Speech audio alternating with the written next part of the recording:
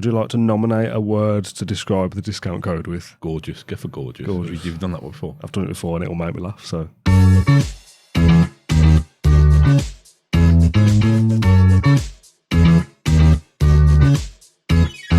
Hello and welcome back to the Claret Blue podcast. It's time for another Q&A. This time I'm joined by Matt Kendrick in Poddymoor Heath. Hello, Matthew. This podcast is sponsored by NordVPN, and there is a gorgeous discount code in the description down below if you want the best. If you want the best plan available, check the link in the description.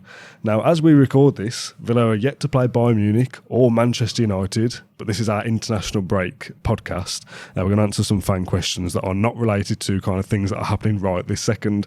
How are you before we get into it? You okay? So we're not talking about John Duran's double hat-trick? Well, maybe we'll have a couple of questions, yeah. We'll get to that. I'm all right, actually, yeah. It's nice to be here with you in person. Yeah. Not very often you're on a Q&A. When I put the tweet out saying it was going to be you, we had a couple of replies saying, like, more Kendrick. So it's good for your ego, isn't it? Oh, bless. Good for your ego, Let's early give the days. people what they want. We'll start with Roberto Solano, who says, after our famous 6-0 win over Bayern and 10-0 win over Man United, is there really anyone better than us than world football? In world football, sorry.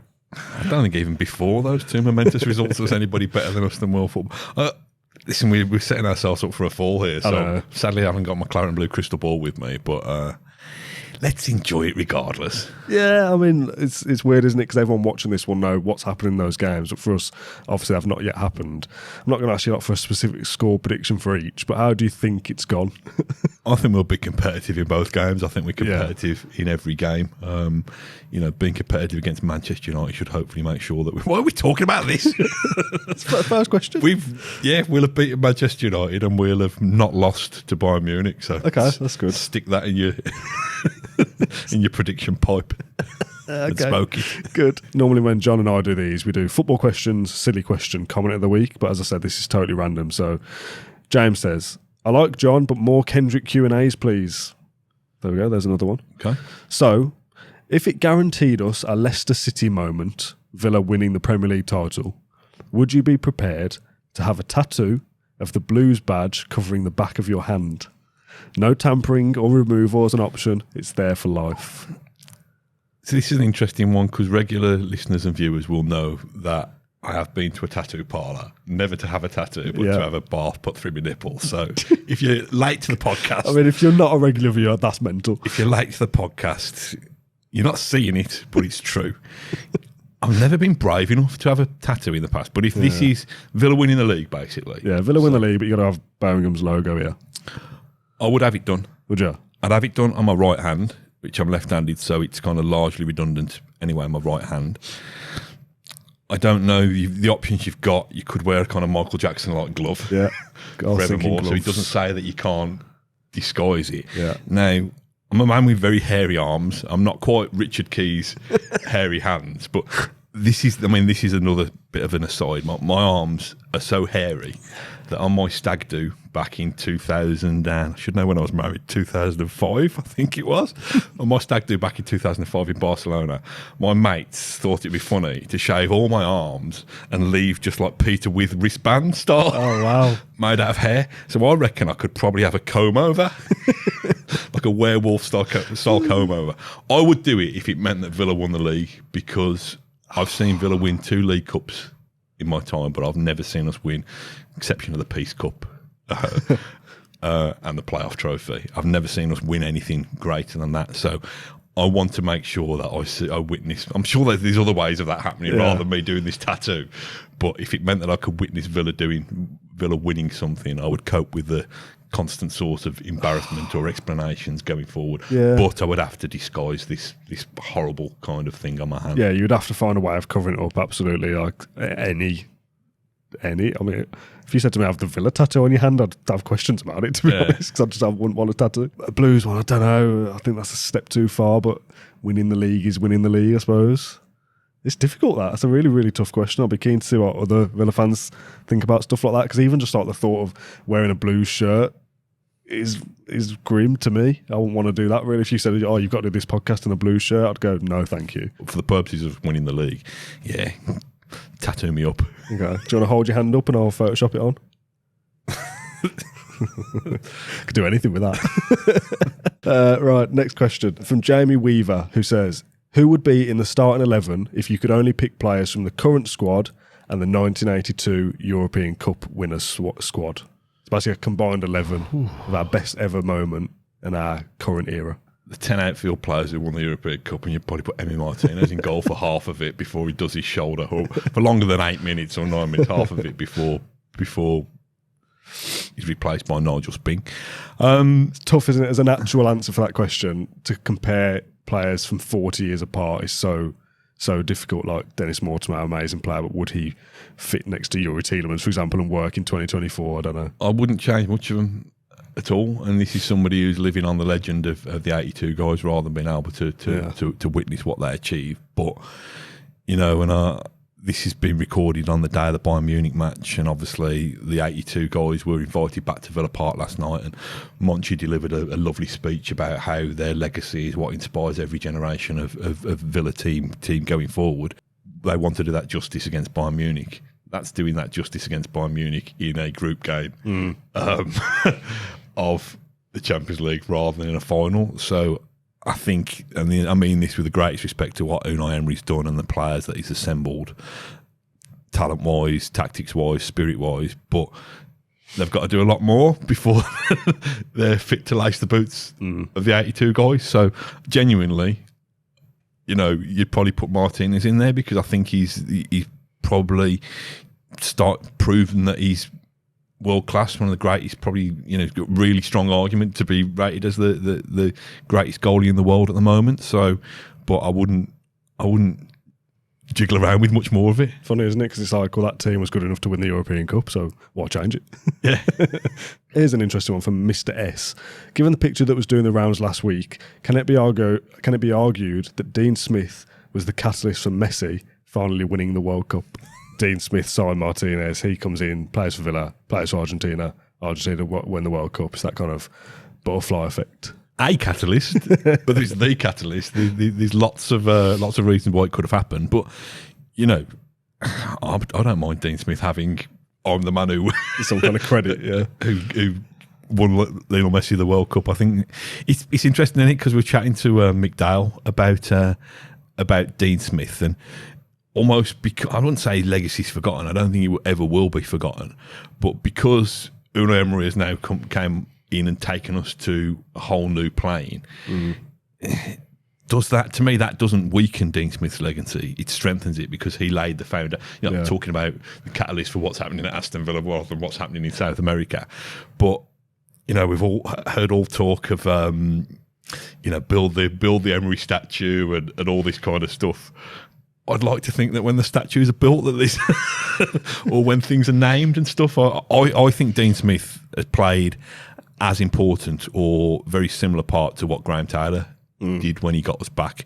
You know, inherited a bit of a mess and got us back to, you know, the top level football again. So, and I am biased because of the journey and one of our own and the Brummy manager and the Brummy captain and all this kind of thing.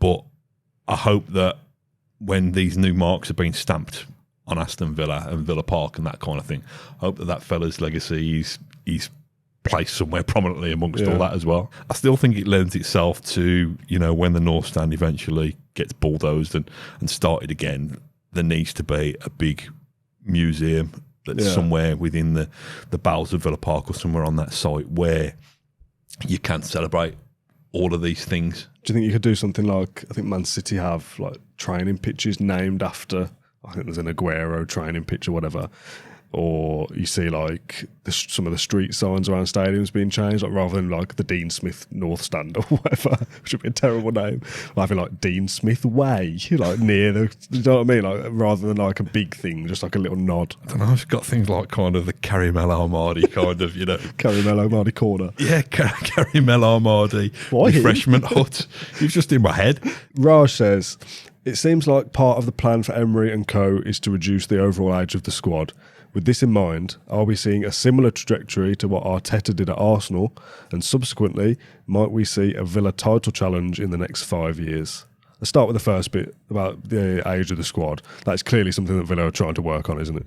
I mean, who you talking is the oldest person in that squad? And I mean, Ashley Young was obviously bringing the average age up for a while he was still at the club. Maybe he'd be 31 or something. Yeah, I think Martinez will be around the same. Mings around the same. If you can have the average age of your squad somewhere nearer to kind of 26 than 36, you're already onto a winner anyway. Maybe it's because Emery's a genius, but I don't think there was the level of surgery required that Arsenal have perhaps undergone. I do think that Aston Villa challenging for the title within 5 years, I think that's an ambition that we absolutely should have. Yeah. And I think if Villa if we were to establish ourselves as a top 4 team for over that period, which is easier said than done. I mean, I still think that's the biggest challenge that we've got this season. I think we can get to the knockout stages of the Champions League. That is going to be easier than us finishing in the top 4, and that's not going to be easy, but that's going to be easier. I still think it's the biggest challenge we've got, but if we're establishing ourselves in the top 4 for the next 5 years, the title challenge could come in any of those years. Because you're not a million miles, if you're 4th, you're not a million miles away from, not saying to win the actual thing, but to be in the conversation of, when Sky Sports put their graphic together of who's in the running and who's got the remaining fixtures left, that it's City, Arsenal, Liverpool, and Villa are part of this as well, because points-wise, you might only be 9 away from the top or something, and your games are playing a part then. Yeah, so I think it's something that should definitely be on the horizon and definitely be on our wish list. It's so difficult. I think you saw it with Newcastle last year, didn't you? Who dared to challenge the elite and then found out that to be equipped to challenge on those fronts, then you need a reserve team that is as strong as your first team, or certainly up there. So I think let's just get ourselves set, in the top 6 for 3 or 4 years, and the more often that you do that, the rewards will come financially. You'll be able to strengthen your squad. But I do absolutely think that we should be aiming to challenge in the next 5 years. Mad, isn't it though? Because if you go back 5 years ago from now, when we'd just been promoted, I think somebody tweeted somewhere for us now recently because of Bayern Munich of like, if you just showed somebody the picture of Emery with all like the Heineken and whatever, like the Champions League sponsors behind him to us a few years ago, you go, well, what's this AI image that's been generated? Like Unai Emery's manager and we're in the Champions League. Like, that seems crazy. Even 2 or 3 years ago, never mind the full 5, Villa could be totally different again in 5 years' time that we're talking about now. Or maybe we'll challenge for a title. In 5 years' time, maybe we have actually won the thing. Like, so much does change so quickly. Do you know what I mean? My biggest fear is like this gets archived, and in 5 years' time we're down on our luck. Do you know what I mean? Possibly, yeah, but that's like, football, isn't it? Like a kind of lottery winner who's blown it all. They've got at the moment the Emery Champions League kind of banners in the background and all this kind of thing. He's in the Champions League music. He's like the yachts and that big oversized check. But it just cuts. So I can see you doing the montage. It cuts to grey, and like this the Villa scarf that's in puddles in the gutter again. It's just, and I think it's really interesting as a fan base, as a squad, as a club. It's like, well, yes, we want to wear it well. We want to believe that this is the right thing for us, but where does that tip over into entitlement and expecting too much? And it's a really delicate balance for me, and without getting on my high horse, that's where we come to pricing and the gentrification of Villa Park. You've just got to try and stay that right level of humility. Right, let's move on. Tyrone Mings, a couple of questions about him. Sultan of Unai says, how much longer do you think it'll be before Tyrone is back in the matchday squad? And Matt Eden says, do you think Mings can ever be the same player again? I'm really hoping so, and we've missed his leadership at the back. Me and John spoke about Tyrone Mings a little bit in our Q&A of last week, so do you want to have a bit of a say on him for this one? It's a really interesting one with Tyrone Mings. Obviously, I'm a massive fan of him on the pitch and off the pitch. I think any player coming back from their second serious, I suppose it's not such career threatening these days, but it probably would have been 20 years ago. Anybody coming back from their second one of those is going to face a challenge. Anybody trying to get into a team that's competing on several fronts and at real top end competition is going to face an even bigger challenge. I suppose walking into Villa's back 4 at the moment, given the goals that have been leaked. That what probably about the clean sheets against Bayern and Man United? Oh yeah, I forgot about those. Yeah, sorry, silly me. It's gonna be a challenge, isn't it? But I think he's got the force of personality and the force of will. Yeah. To do it. Now that's different between your body and your mind allowing you to do that. But I think if anybody's got a chance in terms of the character and spirit and the hurdles that he's overcome previously, setting him up for that challenge, then I think Tyrone Mings can do it. I think we've missed him from a leadership point of view. I think we've missed him from a physicality point of view. I think there's goals that if he'd have been fit and firing and in the team, we wouldn't have conceded. Yeah. That's not to be harsh on the attributes of the players who have been playing. They've got us into the Champions League, so they've done a pretty good job without him. I hope he can play some part in it. Now, Tyrone Mings wouldn't want to be a bit part player. He'd want to come back and be heavily involved in it. Some of the theories that I've heard lately is, could Mings come in at centre half alongside Konsa and get the band back together in that sense? And does that mean you play Torres at left back? That's the next question. That's probably where I've seen it, to be honest. That's smooth, wasn't it? That was a smooth segue into that. Do you want to ask it then? I'll ask it, yeah, from Sean. He said, start of last season, I think Emery's plan was to play Torres at left back. We saw it in pre-season, didn't we? I think for a couple of games. I like the idea of Torres left back, Mings left centre-back, Konsa right centre-back, and Nedeljkovic bombing on the right side. So kind of what we saw last year of Konsa being on the right back but coming in as a back three, the opposite. Torres starting as a left back but coming in to be a back three on the other side instead. It protects Torres defensively, but we don't lose his ball playing ability. It could maximise Ned's going forward as well. I don't know. We just signed a £35 million left back who is young and is kind of like the future of that position. At the moment, Luca Dean is playing very well in that position as well. So I'd be surprised to see us do that, but it is an option, I suppose, for us to deploy that. I don't think he'd do it just to accommodate Tyrone Mings. No.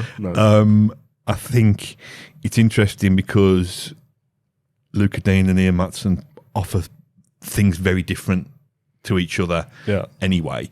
And I think Luca Dean, if Torres was moving across to cover the way that Luca Dean plays the position, that would make more sense because Luca Dean, I've probably been harsh on Luca Dean now, but Luca Dean does get into the opposition half and yes, occasionally he will get to the byline and his delivery will create chances and he'll get assists for goals. But more often than not, if you're seeing stuff come down the other flank anyway from your fullback. Well, I suppose it's the equivalent to playing Konsa at right back, isn't it? Well, what we're saying, you've got a great centre half. Could they operate at fullback instead? I don't think that's the ideal situation because I do think that Ian Maatsen probably is being groomed for that position. We've spoken previously about the average age of the team coming down. That would probably be the ultimate succession plan that Emery's thinking in terms of Maatsen goes in there and overtakes Luca Dean eventually. I suppose this comes back again to what we're saying about how you cope with being a big club and you cope with these different challenges. Why can't we have a central defensive core? You're not always going to play. Yeah. But why can't we, if we need to rotate it, if it's horses for courses, and we think Mings' physicality is going to, override Torres' ball playing on that particular game. We've got Champions League one day, we've got Premier League the next day. I think that's probably going to be the better way of doing it and rotating your centre-backs like that rather than thinking that you've got to, I just think it's a bit weird. I know players are flexible and multifunctional, but you've got centre halves, play them at centre half. You've got fullbacks, play them at fullback, basically. Yeah. Next question comes from James, who says, as betting companies will soon be banned, who would you love to see on the front of a future Villa shirt? It's got a couple of examples if you want them, or do you want to go for your own first? I've got 3 ways of answering this, but I can hear the examples first if you want. He says, for me, it's either Gymshark, brackets, a local company, or Carling, Brummy's favourite point. I'll take issue with that bit, the Carling in a minute, but I've got three answers for this, and one of it would probably be the obvious one. the Randy Lerner Acorns. Yeah. Not necessarily Acorns, but have something charitable across the front. You know, like Q Leukemia are a Birmingham-based national charity who are doing lots of brilliant work. So I think that would, you know, giving them that platform to promote what they do would be massive. The second one, Claret and Blue podcast. I don't think our marketing budget would allow us to buy that deal. No. But I reckon secretly Monchi and some of the big boys at Poddymoor and Villa Park, you know, they think, well, actually, you know, that's our favourite podcast. Let's give them the prominence that they deserve. Our logo wouldn't work right on the shirt, would it? It'd blend in too much. Well, they'd have to change the colours of the shirt and all that kind of thing. Enough, Would that be a minor inconvenience to get us in our rightful place? And the other one would be what we were talking about before. How do you honour legends around the edges? So we'd have like Dino. We'd have Dino one week, and then we'd have like Juan Pablo the next, and you just kind of vary it up and do it like that. So Carlin is the drink of Brummies. I mean, I'm not. Who's this from? James. Come on, James. With yours, I like everything you're saying. Doesn't do much for the balance sheet, does it? Think of the ticket prices. Are we through the roof? Jude says, thoughts on the timing of playing Ho Aston Villa 10 minutes before kick-off when it could be played just as the players are coming out. The atmosphere would be so much better if we did it as the players came out. Also, why do we also play it after a win? What happened to Sweet Caroline? I mean, this to me is a wider discussion about Ho Aston Villa. We've spoken about this before, but there's about 4 words that you can say. Yeah. Ho Aston Villa. I was about to ask you which ones then, but yeah. And then it just fades away anyway, doesn't it? I agree, if you want a song that is going to rouse the masses as the players come out the tunnel, then you probably play it just before the players come out the tunnel rather than 10 minutes previously. But I'm not sure that is the tune. Are you nudging me to move my microphone? No, just to sort my own, because my own's got a mind of its own. We've had the discussion about that atmosphere before. I actually quite like that the music is played before, so I feel like I'm that kind of, the fans should generate the atmosphere before kick-off anyway. I think if you do everything on the players coming out, like obviously there's going to be some entrance music, but it drowns out any kind of natural atmosphere that comes. It's interesting because I'm a bit of, as you know, I'm a nostalgia fraud, and there used to be a little bit... Fraud, did you say? Fraud, freak, or whatever. I am a fraud. I meant freak, but fraud will do. I'm a nostalgia freak. And they used to play kind of We Will Rock You by Queen. That used to be used to get us all going. And in terms of a song that would almost inspire the chant, they used to play Gino by Dexys Midnight Runners that would inspire chants of Dino for Dean Saunders and stuff like that. So it kind of, in my mind, but I was a less cynical man then. So I probably got swept along with it. Now I'd probably say, oh, well, that's artificially trying to, you know, engineer atmosphere. How tin pot is that? So, but it did kind of work. But I went to Man City versus Inter Milan a couple of weeks ago, and I don't take too many freebies, but it was we were wined and dined by a bookies, funnily enough. So stay in football, and they got like choir with a conductor in there, like sat you know, towards pitch side where we were, and they were starting like in the hospitality suite or on the pitch? No, actually in the stadium near the pitch, but just like kind of like in the front 10 rows, they got like this little choir, and they were like playing these songs or started singing these songs about John Stones and all this, and some of the fans like elsewhere in the stadium, it took off a little bit, but That's not so enough. Weird. But not enough to make it worthwhile. Yeah. And listen, it's easy. It's easy to kick Man City, isn't it? You know, as the ultimate example of plastic and sold out. So I don't want to be cruel, because I like the fact that they were trying it, but it just didn't weird. quite. So if they'd tried it and it had took off and the whole stadium had been banging off the back of it, brilliant. But they tried it and it was a bit meh. Yeah. So I feel like that would just be laughed at if it was done at Villa Park. Yeah. All right. The atmosphere is an interesting debate. We've had it before. It changes over time. Things that Villa do change. I quite like the kind of the build up in terms of videos and stuff rather than music. So they'll play even just like the kit launch video at Villa Park. It was a good video. they'll undoubtedly, or they did do it because obviously I was there, they'll show something from 1982 at Bayern Munich. There'll be things like that that kind of get you in it that way. I then think it's on the kind of the club to turn everything down and then the fans to go, right, this is our time now to get stuff going. But I think that only needs a 2-minute period between the I'm teams not coming out. 15 minutes worth of. So I think if you almost listen, you're still going to get lots of people arriving in the ground when the game's kicked off, to be honest. So I think if you just leave that 2-minute window and almost challenge the fans to fill that ourselves, that's up to us then if we do or we don't. Yeah. So you can crank up the atmosphere a little bit with your videos and with some of your songs before then, but just give us that little bit of, Yeah, I think that's the sweet spot. Okay, let's do Daniel's then. I touched on it earlier, right near the start, and I didn't want to do it at the start. He says, hand and glove is Unai and Aston Villa. What is the minimum a club could offer right now to separate our marvellous engagement with Unai? We ask this fairly regularly. You sense that feeling that people have of what happens when this is over? Well, that's always been my thing, hasn't it? That I can't fully enjoy it because I'm just already worried about what will happen when it's gone. Oh, that's such a shame, isn't it? Yeah, I think it's a bit of a kind of Brummy thing as well, to be honest. I think he's ultra ambitious, but I also think he doesn't want things handed on a plate. I think he knows the value of work. He knows the value of time. Listen, we know that. Speaking to, I was going to give it a plug, but it'll be a week old now. But we know, speaking to kind of Darren Fletcher when we were doing the pre-Bayern stuff, that Unai is such a good fit. But not only have they recruited him, they've recruited a team around him. Got feeder clubs that that Unai's got an interest in and influence over as well. So I'm not sure you get the perfect laboratory conditions that he's got at Aston Villa elsewhere, to be honest, which is probably our best way of keeping him. I don't think any other club could give him any more.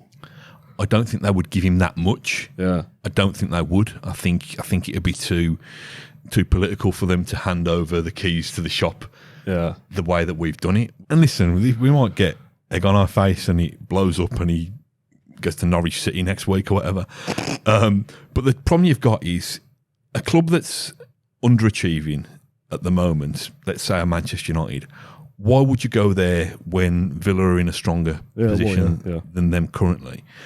And a club that is a Manchester City or a Real Madrid or some serial winners, is that the challenge for Emery, who's been the master of taking the underdogs and getting them to punch harder and punch higher than they necessarily think they should?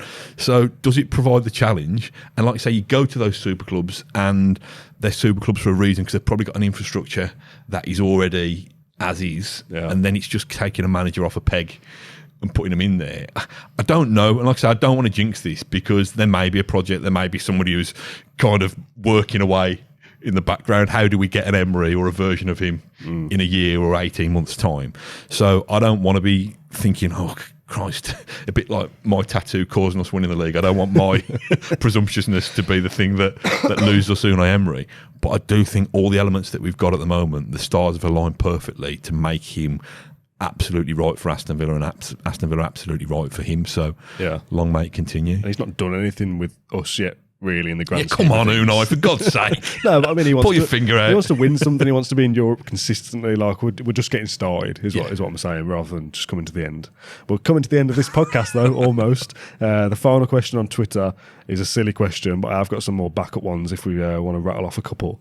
Gaz says, if your head had to be on a dog's body, which breed of dog would you choose for each other and why? Also, if John Townley's not there, which dog breed would he be? Should we start with John? Yeah, but can you answer first? We'll give you a bit of thinking time, or what? Snappy little Yorkshire Terrier. That's John, isn't it? Small, full of energy. So we could just carry him around in a handbag like Paris Hilton. Possibly, just pop him in there. Possibly, but small, high-spirited, high energy, does his own thing. That's John, isn't it? Yeah, it doesn't, a fairly basic diet. You just throw him a few kind of little bone biscuits and that's John Sawyer easy. I think so. For you, I don't think it's a breed of dog as such, but I'd have you like a little kind of nodding dog that you get on the parcel shelf. Okay, yeah. So that everything I ask you to do, you'd just be. Well, that's true anyway. You'd just be agreeing to it. So I don't know what kind of breed of dog they tend. I suppose you can get of any breed, can't you? Yeah, the one you see is the Churchill dog is the one I'm thinking of. Yeah, get you doing that. What breed is that, by the way? Is that like a bulldog? I think it is a bulldog. Yeah. You'd be a Labrador, wouldn't you? I think. How so? You've got a Labrador, haven't you? Yeah, my parents have. Yeah, again, just fun, energetic, silly. Well, I don't get the energetic bit. No, to be honest. well, yeah, sometimes. But I'm specifically thinking of a brown one. My mum and dad's one. I'm thinking of Stanley with your head on it. But the brown ones are more silly than the yellow and the black ones. Yeah, like, have you ever seen a brown guide dog? I don't think I've ever seen a brown guide dog. There you go. I asked for a tweet a few weeks ago now just for silly questions, so I've got like a backlog of them. So I've got about 7 left. We won't do all of them now, but if you pick me a number between 1 and 7, I'll pick one at random. 6. John picked 6 last time, so we've done it. So I haven't changed it. Let's go with 5 from Flip Flop. Would you rather score in the League Cup final or be an unused substitute in the Champions League final? Villa win both. So Villa win both. We've got to change that. Villa win both ruins it. Score in the League Cup final. So you can be a Champions League winner, or you can be a League Cup winner. Yeah, but you're either one you're a involved bit or you're part not. and you're not doing anything, and the other one you're the main man. Yeah. Well, or part of the story. I think I'd score in the League Cup. I think I would. I think the ego would just be. I think it'd be too much to be like wheeled out in 30 years' time. For and like I think the stress of being on the bench. I know I just said I like sitting about, lazy about doing nothing. The stress of being on the bench, not knowing. What if I get called on and ruin it? So, if I was on the bench for the Champions League final, I'd be stressing all the way through thinking, Christ, I could have an impact here, or I could knacker this up. I could come on and be the one who scores an own goal or whatever.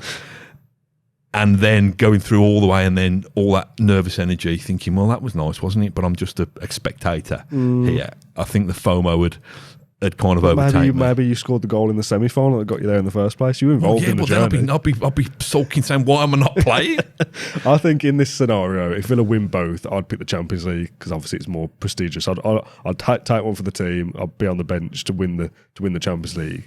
I think to change it, you can score in the League Cup final. No, hold on a minute. You're on the bench for the League Cup final, but you win. Or you score in the Champions League final, but you lose. So you've got like the personal pride that you scored in a Champions League final, but Villa lost the game. Yeah. Or you weren't involved in the League Cup, but Villa did go on to win it. So a lesser competition. Does that change your thinking at all? Because you still got the ego thing of scoring in a final.